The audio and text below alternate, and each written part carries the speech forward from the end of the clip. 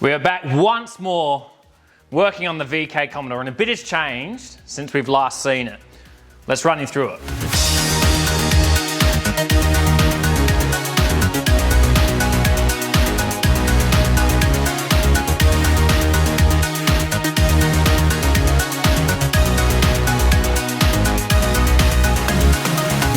We bought this 1984 VK Commodore wagon not too long ago with the intention to use it to teach me the basics of paint and panel. However, we first have to take care of one major glaring issue. She hasn't been on the road since 2014 and we have no idea why.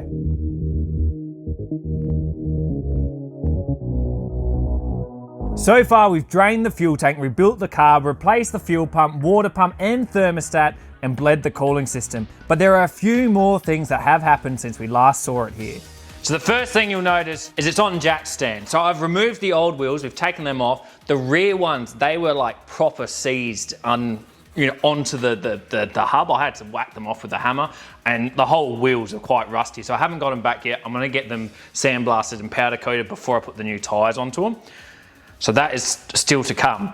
Last time we left it too, our little carb right here, it was rebuilt, but it ended up working for about all of 10 minutes and then it stopped working. Something got clogged in the carb. I've since pulled it apart, fiddled with it quite a bit. There was some sort of stone or some sort of debris stuck in just behind one of the jets. Now it runs really good, except it idles really, really high. Like I haven't checked what it says, but it sounds like it's at 1500 RPM or 1200 RPM. Bit too high for an idle. So we've got to get that sorted out. We also haven't got the choke properly set up on this thing. I don't quite know how to do that, so we'll have to figure that out. And that being as a whole, I don't know how to tune carburetors, so that's going to be a big thing for us to try and figure out too. But before we can do any of that, I want to start tidying everything else up that we half finished. So we're going to replace the PCV valves. We're going to get that all sorted on the top end here. I've got new fan belts, so we're going to get all of those fitted, including one for the air conditioner. Now I'll put the air conditioner one on, but the air conditioner won't actually work. Because of the condenser lines, I managed to damage them, break both of them. When removing the condenser, the aircon's not gonna work. But I've got new parts for that on order already on its way. And we've also, the lower transmission line to the transmission cooler, a part of the radiator, that's leaking a lot. And we've got quite a big oil leak underneath. And then the thing that I am most excited about up here is we're gonna fit our bonnet release cable, because this thing sucks to open without the bonnet release. And then the only other thing really is brakes, fix up the headlights because this one over here is damaged, and hopefully it'll run smoothly and we can take it for a spin.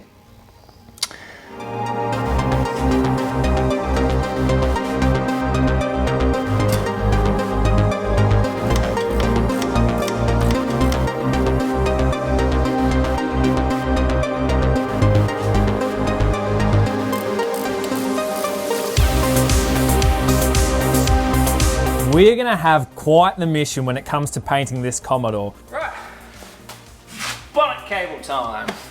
And I am super looking forward to seeing what kind of quality I can produce, even if this isn't a version of the Holden Commodore that is very desirable. But that is why I purchased this VK. This era of Commodore is abundant, with Holden producing over 135,000 of them, making them and their parts reasonably common even 40 years later. And even though this era introduced the Blue Meanie and had quite a successful race history, the 6 cylinders can still be found for relatively cheap when compared to some of the other Commodore series. Ah, be gone, useless bonnet strap. Which all makes me feel a lot more at ease, knowing no matter how bad I paint this, I'm not going to be destroying a desirable Aussie icon. Plus, I'm more of a Ford fan, so it's a Holden. All right, shall we test the bonnet? Oh, I'm so excited for this, to be honest with you.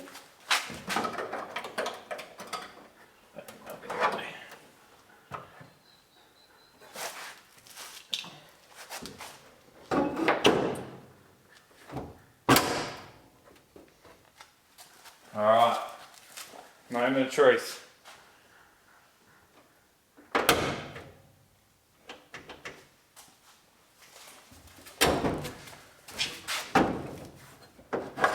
Ah, hell yeah. That's sick. Right. I think I need to go pick up some bits.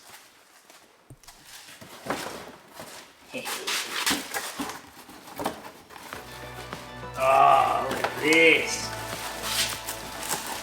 Look at this. Alright, let's swap over headlights.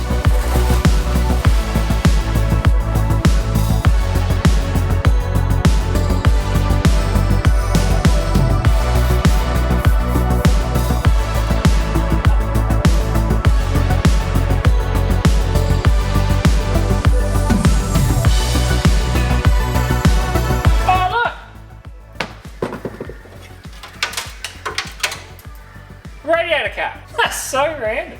Why is that there? This car is full of surprises. Alright, let's take the guts out of this and put it all back together. Strangely enough, this may be the first ever car I've purchased where the more you dig, the worse it doesn't get. Yummy. Yes, there is plenty of rust and grime, and yes, this is still early stages, but it all seems to be superficial or at least easy to fix. And from what I understand, these cars weren't considered bad or unreliable back in the day. They, provided it was well maintained, would do hundreds of thousands of kilometers, with the only real issue being this overly complicated carb.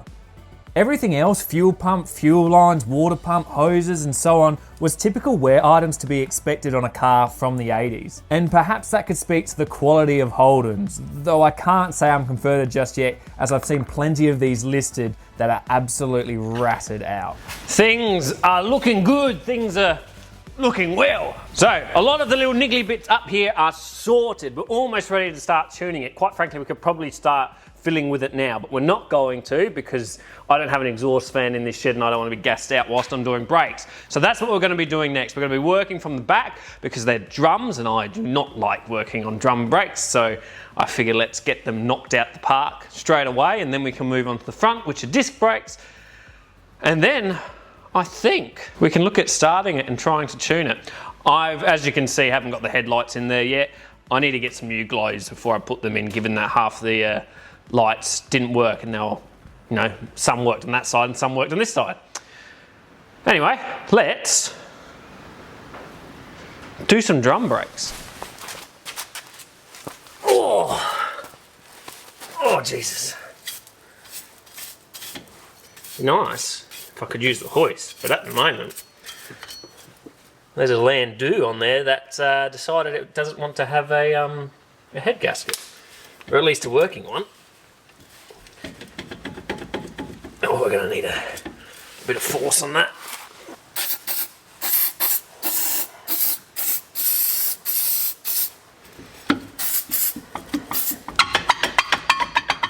Yeah. What creepy crawlies are we going to find in there? Oh, whatever the hell those things are. Oh, don't look that bad. The outside didn't look great. Heaps of meat on the shoes. Oh, we could almost reuse it. We won't, but we could.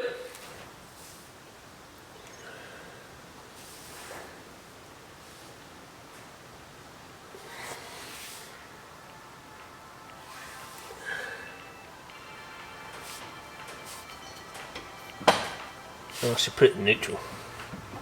That'd be smart.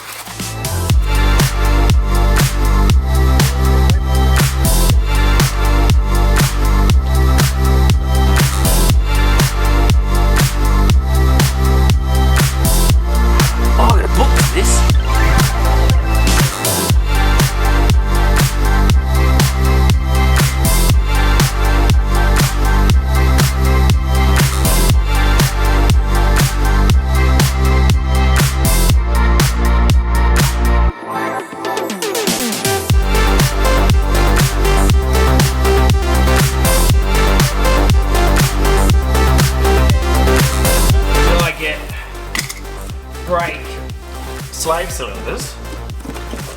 It also comes with new springs. I had no idea. Did you have any idea? That means I don't need to clean them. Yeah, how good is that? How good is that?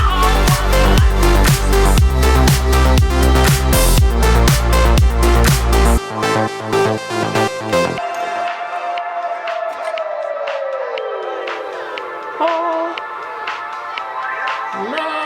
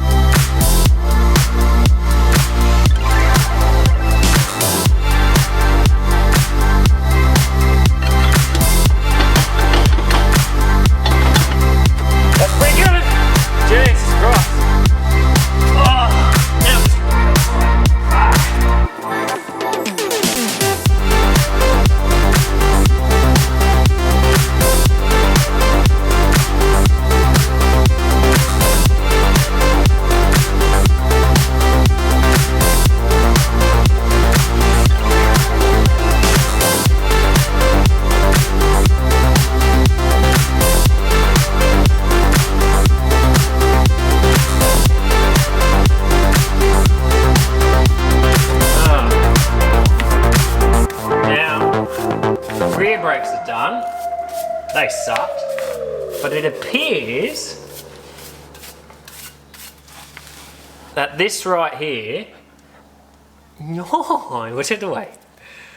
This right here is a similar setup to what are in the Falcons of like the earlier Falcons, whereas the brake disc is a part of the actual hub itself and the wheel bearings are inside as well. Slight pain in the ass because one, I don't have wheel bearings, and two, I never done wheel bearings before.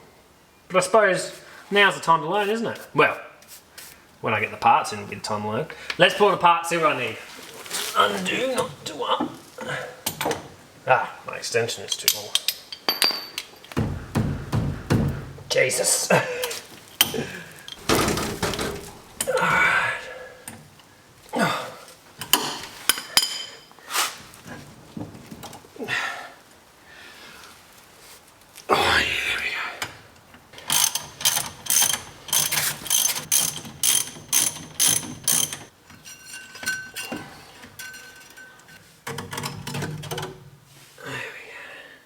Brake lines starting to crack.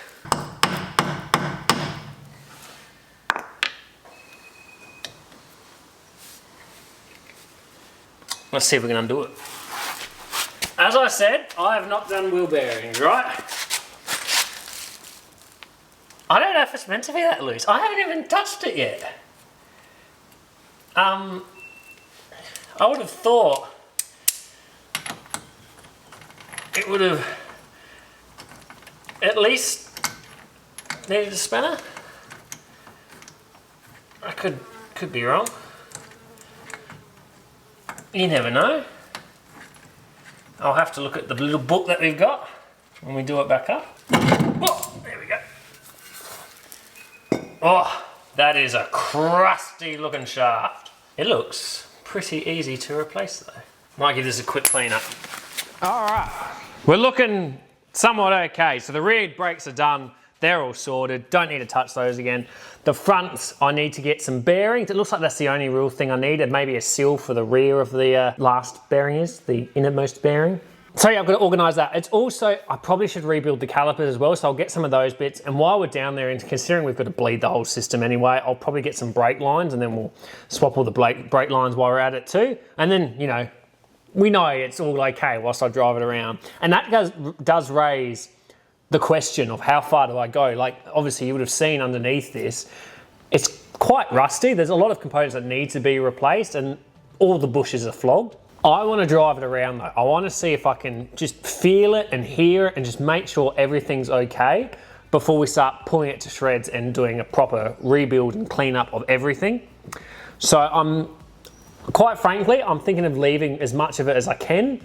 And we'll come revisit it once we're all pulling it all apart because there's no real point replacing it now and then doing it later if it's not going to do anything major. So now what we're going to do, since I've got no more parts and I can't do anything else, we're going to try our hardest to see if we can tune this car. Now, I don't know what I'm doing. I don't know how to tune cars. I don't really know anything about it. I know there's 2 screws I can fiddle with and that should help me adjust my air fuel mixture, and then I can't remember what the other screw did, but it helps with something else.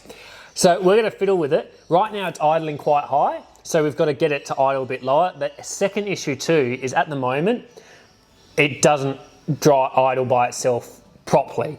So we'll fiddle around with it, we'll see what we can't do, and hopefully get it to where at least when it's up to temperature, it idles okay. The choke and all that stuff, I'm happy to just not worry about too much at the moment. Yes, we will see if we can't give it a tune-up.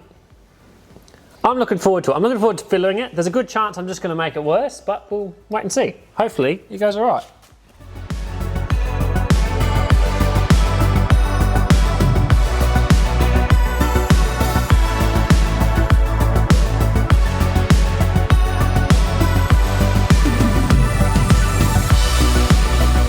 When I say I don't know what I'm doing, I mean it. The rev gauge don't work. Apparently I'm doing 5,750. Oh, hang on. That's not the rev gauge. Vacuum kilopascals.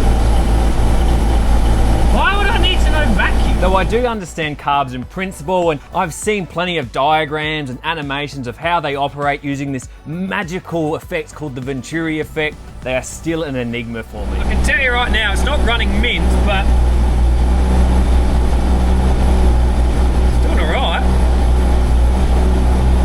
Smoking out the joint though, frickin' hell. To me, it's sort of like an automatic transmission. I get it, I see it work, but what's all of this? Why is there so much? Admittedly, it would probably be best if I had someone to teach me, or at least watch some videos on how to tune. But messing around with these things is always more fun, even if I don't know how I got where I did. I have no idea what I'm doing. Something must be wrong. Something must be wrong with the carb. It's just felt wrong. Not that I know what I'm doing, but like, I think it's the choke, man. I think there's something wrong with the choke. Because I don't know if there's a spring missing or there's not enough tension on it. Something's amiss, right? And on top of that, it will idle periodically, randomly, different RPM. I don't know. I genuinely do not know. I do not know how we're going to get this to work. The good thing, it has run, and it's ran reasonably well for a long time. It's sounded good. I'm gonna have to find a friend who knows about carbs. I was hoping I'd be able to figure it out my own, but I cannot. Something's amiss. I do not seem to possess the capabilities to teach myself tuning of a carburetor. Specifically this carburetor. Fortunately, however, I do know someone who is quite proficient and quite knowledgeable on these cars. So he's going to teach me, he's going to come around and teach me and show me how to tune up this carb and let me know if there is something genuinely wrong with it. Until then though, a few other parts have arrived. So we can finish off the headlights. I'm looking forward to testing those and getting all those in. That's going to really sum it up and make it feel like an actual car again, which is fantastic.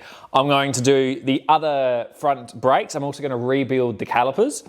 And I won't install the hub or the disc just yet, because I want my mate to just have a look at the spindles and just confirm that will be okay to just whack on some new bearings and just some extra grease. Because they're pitted, they are not in the best of shape, but I quite frankly think we can just whack on some bearings and, you know, she'll be right.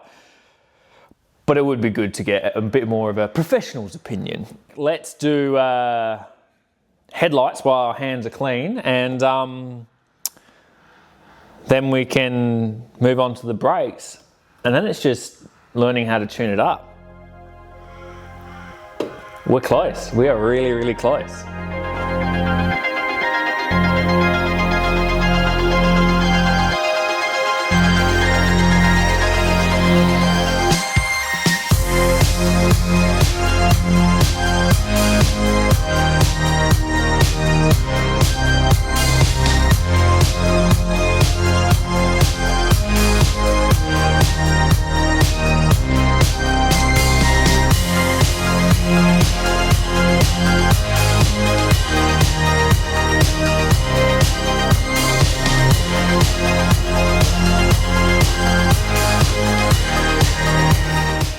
thought I would replace the terminals while my battery charged, because the terminals are looking a bit great.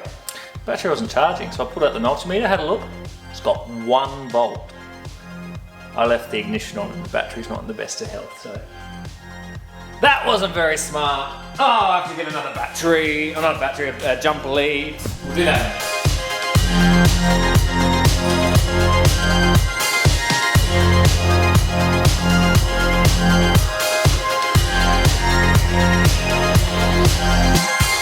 We might have to leave these brake lines for now, because I've got no means of flaring and installing a new nut on that, which is a bit of a bugger.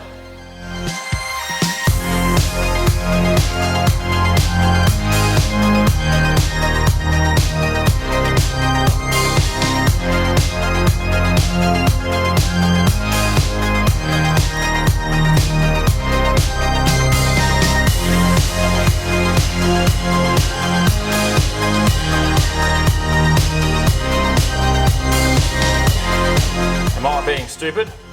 So I'd go. Is it the other way?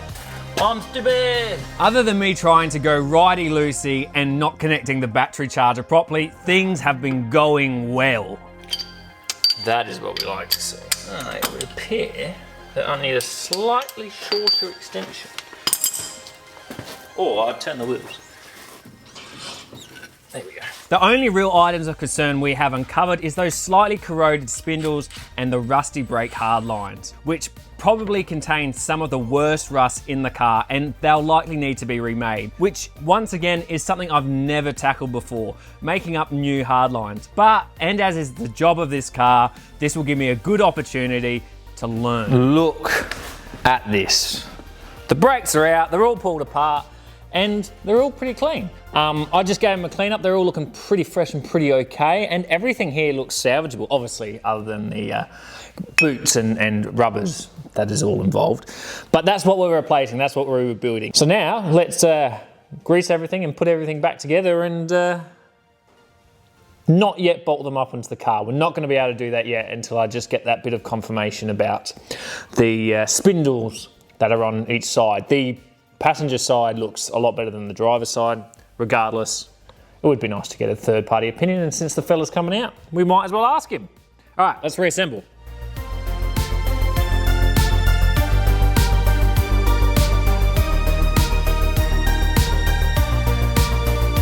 And aside from that troublesome carb, once again, this car is turning out to be just perfect in its state of decay. All right, brakes are reassembled. Thing's been charging for a little bit, let's test the lights. But perhaps the most outstanding part of all this is that when I've openly explained my grand plan of purchasing a car just to learn from it, others have brought up some really fascinating and funny stories of their own learning projects that they've done or are doing.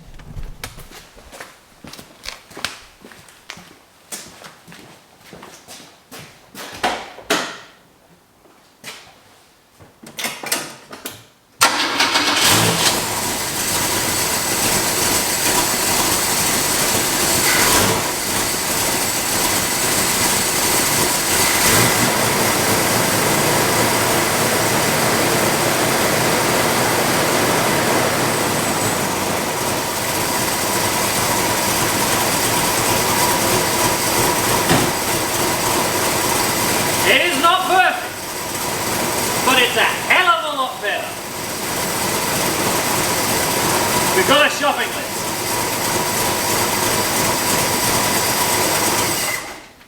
Of things we need to buy. Let me run you through it.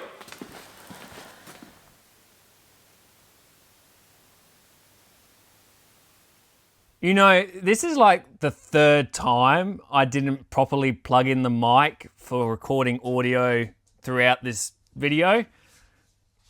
Anyways, I've got a list now, so we'll come back and tackle this commie again once parts have arrived.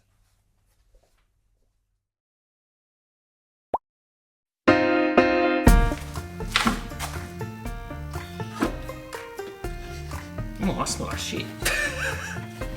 Went for a run this morning.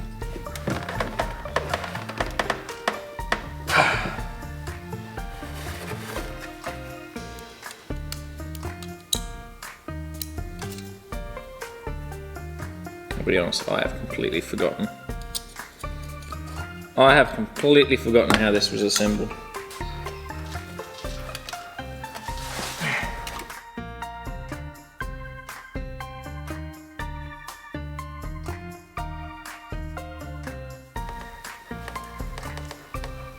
I just gone ahead and done it. How good's that? How good is that?